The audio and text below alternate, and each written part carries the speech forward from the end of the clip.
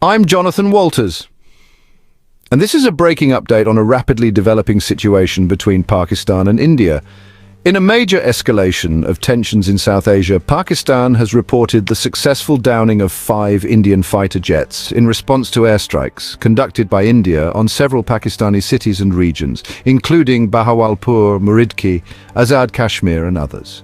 According to Pakistan's Ministry of Defence, the Indian Air Force launched a surprise cross-border operation early on May 6, targeting what India claimed were militant training camps and logistical sites. The strikes caused significant damage and, tragically, civilian casualties were reported in several locations. In response, the Pakistan Air Force was scrambled into action, and what followed was one of the most intense aerial confrontations in the region since the Pulwama Balakot episode of 2019.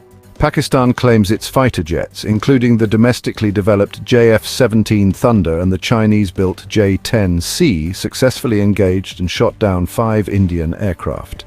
These include 3 Rafale multi-role fighters, 1 Sukhoi Su-30 MKI and 1 MiG-29.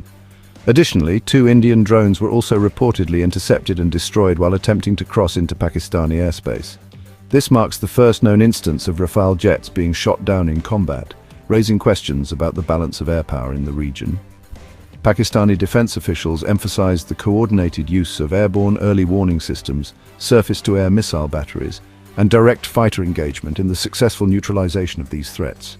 Military analysts are already calling this engagement a significant moment for the Pakistan Air Force, especially considering the modern reputation of the Rafale and Su-30 MKI platforms. In the aftermath of these clashes, both nations have ramped up their military readiness. Reports from both capitals confirm that additional troops, missile systems, and air defense networks have been deployed to the border regions. Airspace restrictions are now in place over parts of Punjab and Kashmir on both sides.